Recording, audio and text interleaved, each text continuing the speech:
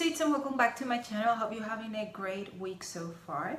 For today's video, I wanted to try for the first time because I finally made my mind and I made a gift from me to me for my birthday, which was last week. And I went to Sephora and buy the Anastasia Beverly Hills Norvina palette. I have been eyeing this one for, as I said, a very long time. Finally made my mind and I gave it for myself. Also, I got the Huda Beauty setting powder or Easy Bake loose powder, and I will be doing a video in setting powders really soon. And I got my gift for my birthday from Sephora. I got the Drunk Elephant one, which I will be trying soon because I have a couple of things that I have been using for my face that I don't want to mix to see if it actually does or don't do anything for me. Okay. So besides anything else, we will start with the Norvina palette. This is how the unicard is. This is the front part. This is the back part where you have how the palette looks and all the information in the ingredients that each of the shadows has.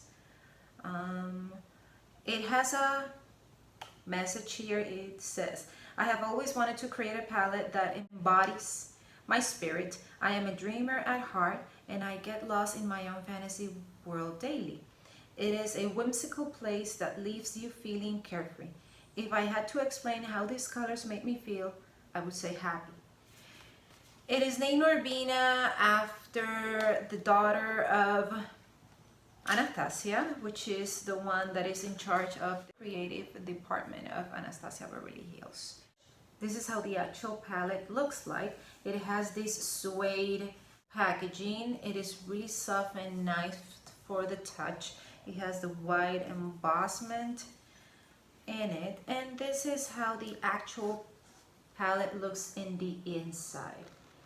It's really eye-catching. It has a mirror as every Anastasia Beverly Hills palette, and it also brings the regular brush that comes with each palette.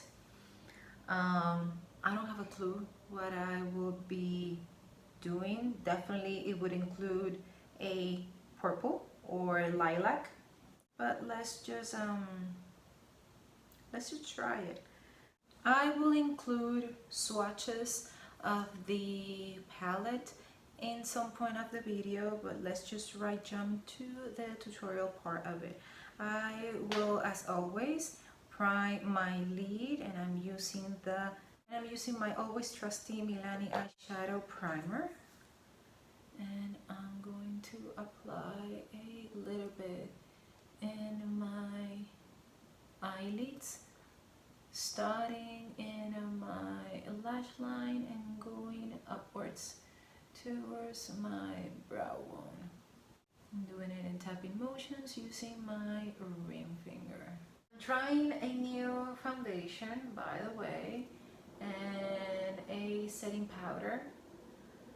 That video will be available, I think, on Saturday, if I'm not mistaken, but it will be the next after this one.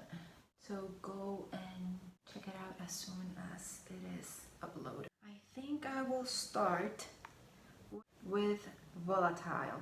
I'm going to use this Luxie 229. It is a matte shade, so it has a lot of kickback in the pan. And I'm gonna place this in my crease. I don't use my natural crease. I build myself one because I have hooded eyes and I have to lift my eye a little bit. So that's why I don't use my natural crease. I always go a little bit higher than her.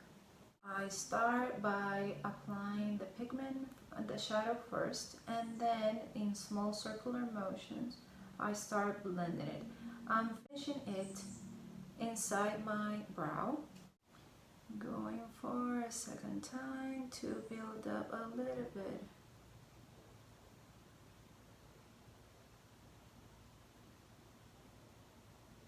Now that I have applied as much as I want, I'm gonna start to blend it a little bit. I'm using the same brush in small circular motions, starting in the beginning part of the shadow that I have applied, and then blending it towards my eyebrow until I don't have anything else in my brush. Okay, now that we have that covered, I'm gonna use this shade named Drama, and I'm gonna keep on using the same brush, by the way, the Luxie 229. This one doesn't have so much fallout in the pan, but still it does have. I don't know if this is the best brush for it, but let's just try it. I have tapped the excess of my brush, and this one I'm gonna place it from the last third of my mobile lead. Yep, I like this one. I'm tilting my head a little bit backwards to get access to my crease. And now I will try to blend it a little bit with Volatile, the first shade that I applied.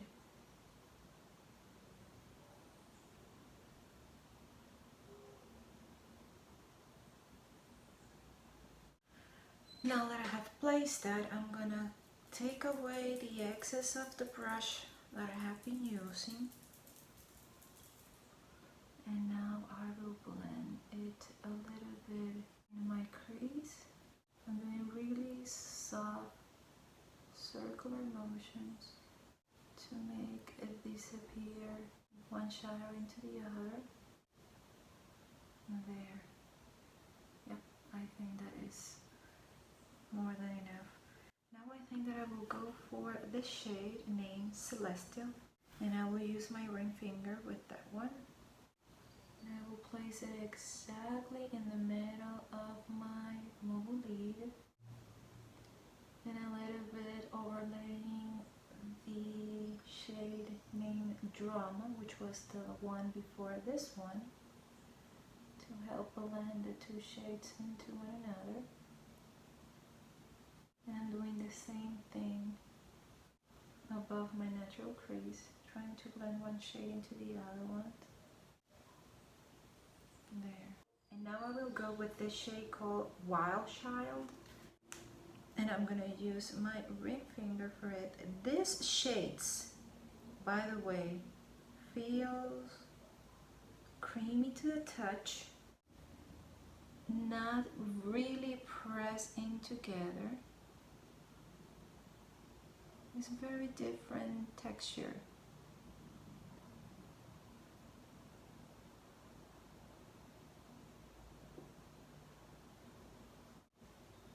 Really nice shade, really nice shade. It has a little bit of opalescent kind of a look.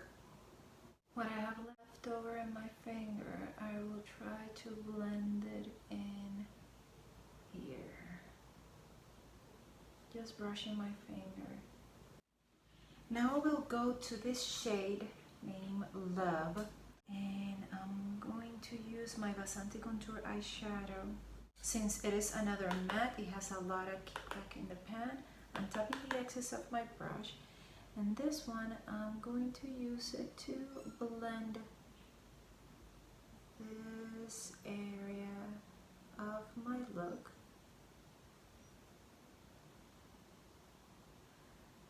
To avoid have any harshness there. I'm doing it in circular motions, really close to the shade Volatile. That is the first one that we use, just to soften it, the edges a little bit, and to give it this rosy look to it. Yes, look the difference between one eye and the other. I'm gonna do that in the other eye as well. I think I'm gonna go for this shade named Soul, and I'm gonna use the same brush, the Basante Contour eyeshadow. This is another, instead of being a matte, it is kind of a satin color. It doesn't have so much fall out or keep back in the pan, and I will apply this till the middle of my bottom lashes. I'm applying it and blending it a little bit with the same brush. With my Luxie 246, I'm gonna go to this shade named Dreamer, and I will apply this one into my brow bone to highlight it.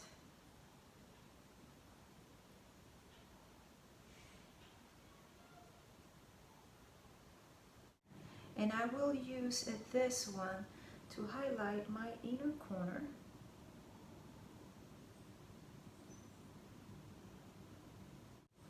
And also I will apply it in the beginning part of my bottom lashes to connect it with my inner corner. For my waterline, we use this Wet n Wild Coloricon Kohl. This is in the shade, well, it says just a number. It is the 607A. It is this nude.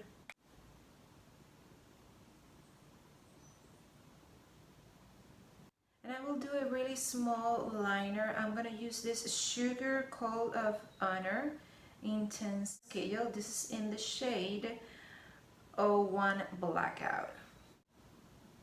It's just to help me hide my lash band.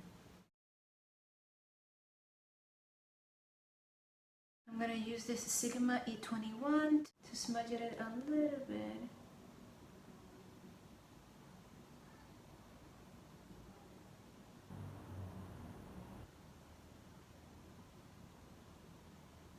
The eyes are almost done. I'm only missing mascara and lashes. I'm gonna do that off camera, and then we're gonna come back for lips. For lips, I'm gonna use two products. The first one that I'm gonna use is this Nars. This is a satin lip pencil. This is in the shade Rikugien. Probably it isn't pronounced as I just did, but everything will be listed in the description box below. And firstly, I'm going to start with my Cupid's bow.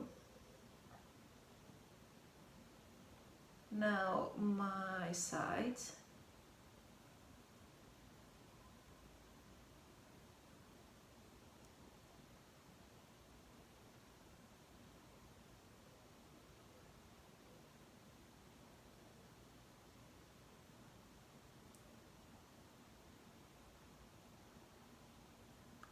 Now my bottom lip, first the center,